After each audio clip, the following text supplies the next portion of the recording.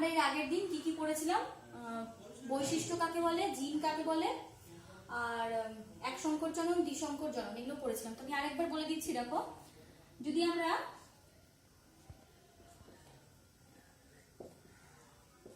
দেখো আমরা এখানে আমি এখানে লিখেছি দুটো ক্যাপিটাল টি, দুটো স্মল টি। এর আগে দিন আমরা বলেছি যে বৈশিষ্ট্য হলো তার বাহ্যিক গুণগত একক। তাহলে দেখো এখানে বাহ্যিক কি বৈশিষ্ট্য নিয়েছি, এখানে আমরা উচ্চতা, এটা হলো লম্বা, বিশুদ্ধ লম্বা, এটা হলো বিশুদ্ধ বেটে। কি এটা? বিশুদ্ধ লম্বা, এটা হলো বিশুদ্ধ বেটে। তাহলে দেখো এইটা হলো একটা বৈশিষ্ট্য। এবার এই বৈশিষ্ট্যটার কি, এই দুটো জিন নিয়ে গঠিত। এই বিশুদ্ধ লম্বা দুটো জিন নিয়ে গঠিত। কি কি? বা দুটো অ্যালিন নিয়ে গঠিত। কি কি? দুটো ক্যাপিটাল টি। আর এই বিশুদ্ধ বেটে কি কি? এক জোড়া অ্যালিন নিয়ে গঠিত, সেটা হলো স্মল টি। তাহলে এই চলে গেল আমাদের মানে জিন কাকে বলে, আর হলো কি বলে বৈশিষ্ট্য কাকে বলে। তারপরে আমরা এর আগের দিন পড়েছিলাম এক সংকর জনন, দ্বিসংকর জনন। এক সংকর জননটা কি?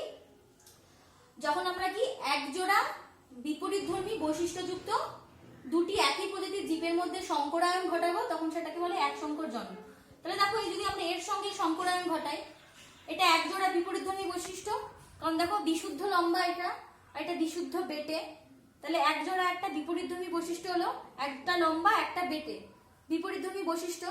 তাহলে এই এক জোড়া বিপরীতধর্মী বৈশিষ্ট্য একই প্রজাতির, মানে সেটা উদ্ভিদ হতে হবে কিংবা প্রাণী হতে হবে, মানুষে মানুষে হতে হবে কিংবা গিনিপিগে গিনিপিগে, কুকুরে কুকুরে, মানে একই প্রজাতির দুটো জীবের মধ্যে যখন আমরা এরকম সংকরায়ন ঘটাবো, কিন্তু কি একজোড়া বিপরীত বৈশিষ্ট্য সম্পন্ন, সেটা হবে এক সংকর জনন।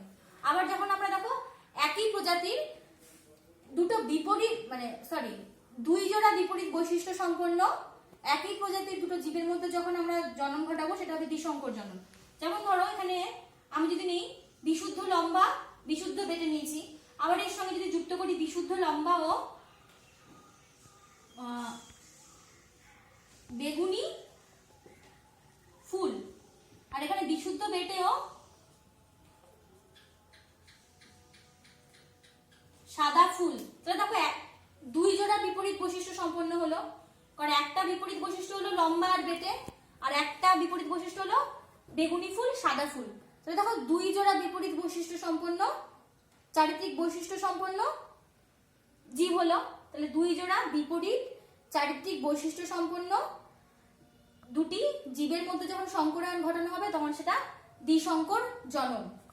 এবার আসছে দেখো সমসংকর জীব আর বিষম সংকর জীব। এবার দেখো এটা যদি বাদ দিই, এটা বাদ দাও। এবার আসবে দেখো সমসংকর জনন আর বিষম সংকর জনন। এবার যখন কোনো সংকরায়ন ঘটাবো, সংকরায়ন মানে কি, মানে হাইব্রিডাইজেশন, মানে দুটো বিপরীতধর্মী একই প্রজাতির দুটো বিপরীতধর্মী জীবের মধ্যে যখন আমরা মিলন ঘটাবো, তখন তাকে বলছে সংকরায়ন। এবার সংকরায়নের মধ্যে আছে একটা হচ্ছে মনোহাইব্রিডাইজেশন বা সমসংকরায়ন, আর একটা হলো বিষম সংকরায়ন বা ডিহাইব্রিডাইজেশন। তো দেখো সমসংকরায়নের ক্ষেত্রে কি হচ্ছে, সমসংকরায়নের ক্ষেত্রে কি হচ্ছে যে আমরা একই প্রজাতির একই ধর্ম বিশিষ্ট দুটি জীবের মধ্যে মানে মিলন ঘটাবো। তাহলে একই প্রজাতির একই ধর্ম বিশিষ্ট দুটি জীবের মধ্যে যদি মিলন ঘটাই, মানে যদি দুটো বিশুদ্ধ লম্বা মটর গাছের ক্ষেত্রে মিলন ঘটাই, তাহলে দেখো বিশুদ্ধ লম্বাই হবে। তাহলে দেখো এদের যে দুটো অ্যালিল একই হচ্ছে, তাহলে এটা হলো দেখো সমসংকর জীব, এটা হলো সমসংকর জীব। এবার আবার যদি আমরা দেখো একই প্রজাতির যদি অন্য মানে বিপরীতধর্মী জীবের মধ্যে যদি সংকরণ ঘটায়, যেমন ধরো একটা হলো বিশুদ্ধ লম্বা আর একটা যদি বিশুদ্ধ বেটে নিই, তখন কি হয়ে যাবে দেখো এখান থেকে টি আসবে, এখান থেকে ক্যাপিটাল টি আসবে, এখান থেকে আসবে স্মল টি। তাহলে দেখো এই জীবটা কি আর সমসংকর থাকলো? এর দুটো অ্যালিল কি সমান সমান হলো? হলো না। তখন এই দুটো অ্যালিল আলাদা আলাদা হয়ে গেল, তখন এটা হয়ে যাবে বিষম সংকর জীব, বোঝা গেল? সমসংকর মানে দুটো অ্যালিলই একই হবে, উৎপন্ন সংকর জীবটার মধ্যে, আর বিষম সংকর মানে উৎপন্ন সংকর জীবটার মধ্যে দুটো অ্যালিল আলাদা আলাদা হবে। তার আর কি করে হবে? কারণ যে দুজন আমরা অপত্যজনের মধ্যে ক্রস ঘটাবো সেই দুটোকে সেই দুটো উদ্ভিদের বৈশিষ্ট্য বা প্রাণীর জীবের বৈশিষ্ট্য একই হতে হবে, তবেই হবে সমসংকর জীব। আর যদি দুটি বিষম বৈশিষ্ট্য সম্পন্ন জীবের মধ্যে বা বিপরীতধর্মী বৈশিষ্ট্য সম্পন্ন জীবের মধ্যে সংকরণ ঘটায় তখন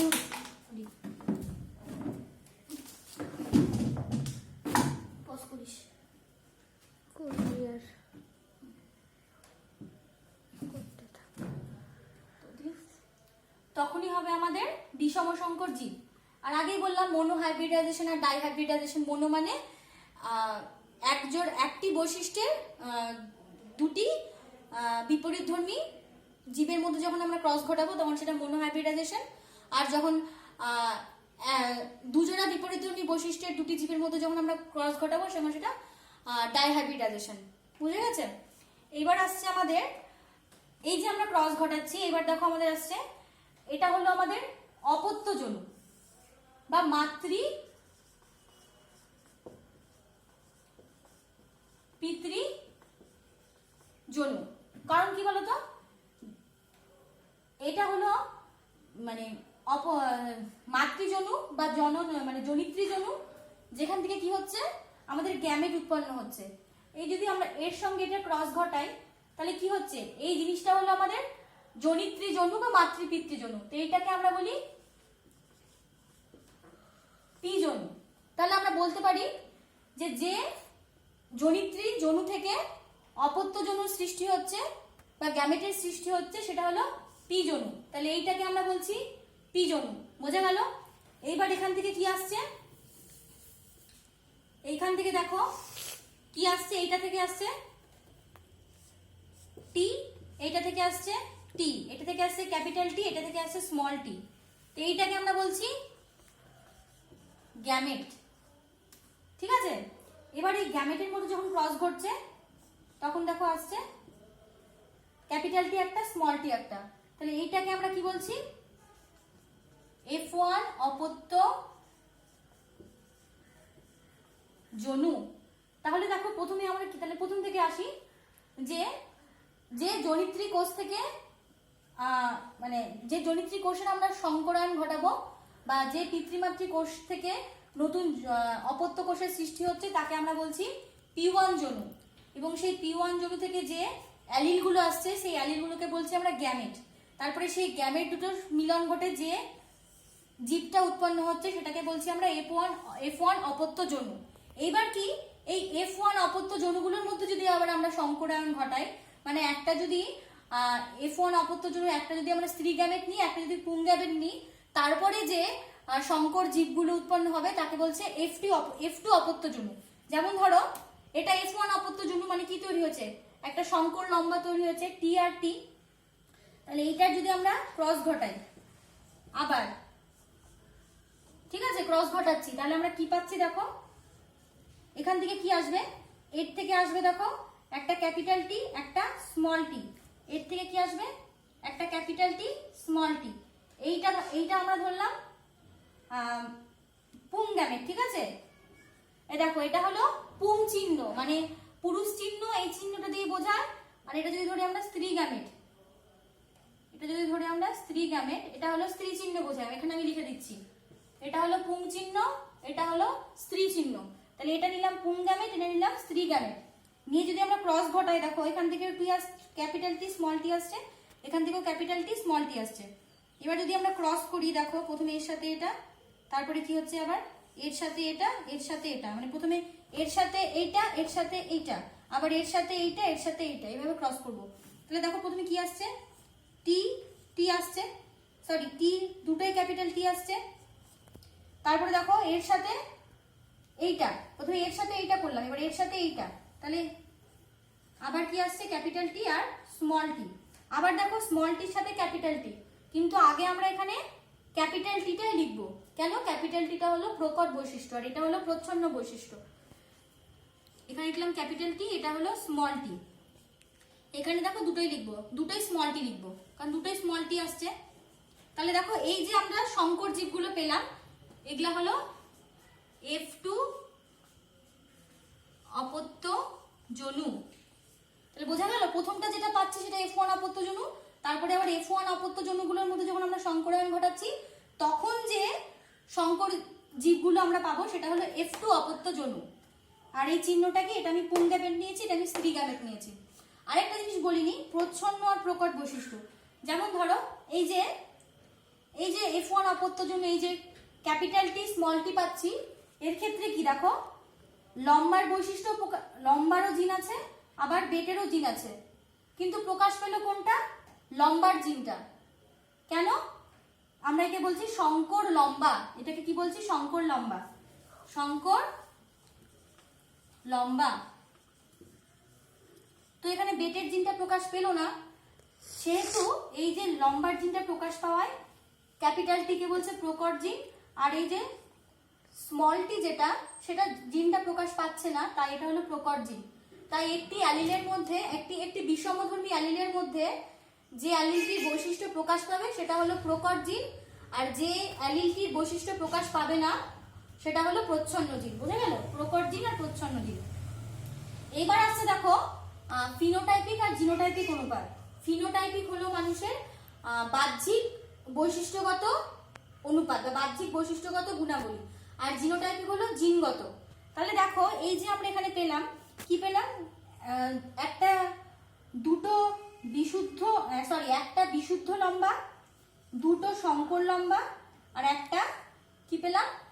সংকর বিশুদ্ধ বেটে পেলাম। তো তাহলে দেখো আমরা বাহ্যিক দিক দিয়ে বলতে পারি তিনটেই লম্বা, কারণ দেখো তিনটেই লম্বা হচ্ছে, একটা বিশুদ্ধ লম্বা আর দুটো সংকর লম্বা, কিন্তু অ্যাকচুয়ালি তিনটেই তো লম্বা।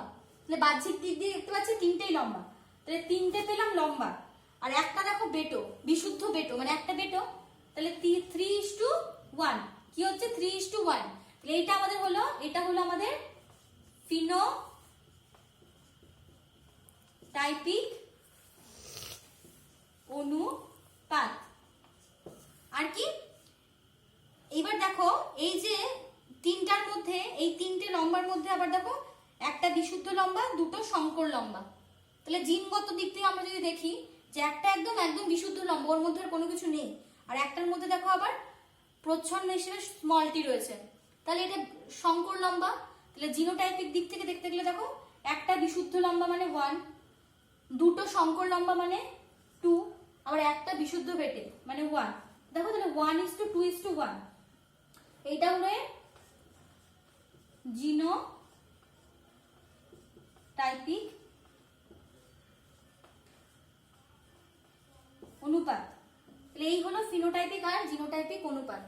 তো এই হলো আমাদের মোটামুটি জানার বিষয়, এইগুলো জেনে নিলে পারে আমরা এখন মানে ক্রসগুলো করতে পারবো, এবং আমরা ক্রসগুলো আস্তে আস্তে করবো। তো মেন্ডেল কি করেছিলেন? তো এই মোনোহাইব্রিড ক্রস, ডাইহাইব্রিড ক্রস এগুলো করার জন্য মটর গাছ বেঁচেছিলেন। উনি প্রায় মানে 15,000 মটর গাছ নিয়ে পরীক্ষা নিরীক্ষা করেছিলেন, এবং ভ্যারাইটি নিয়েছিলেন, মানে চরিত্র নিয়েছিলেন প্রায় 30টার মতো।